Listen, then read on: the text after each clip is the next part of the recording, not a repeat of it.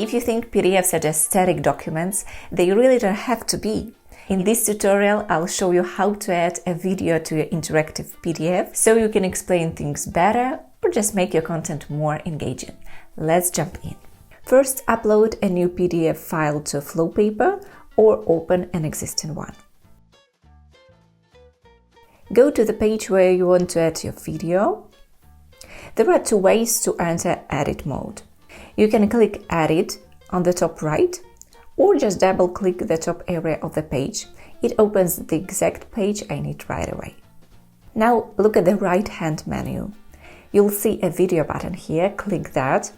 This opens the video settings.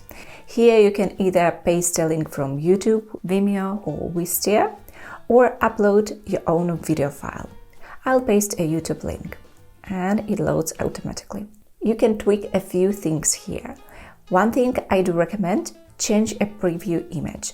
Click Customize Preview and upload your own. It's a small detail, but it really makes a difference. People are way more likely to click on it. So click OK, and now just draw the area where the video should appear, like this.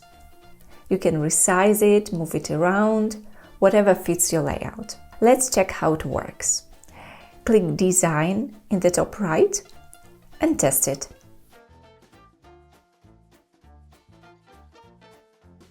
If you want to remove a video, go back into Edit mode, hover over the video and click the trash icon.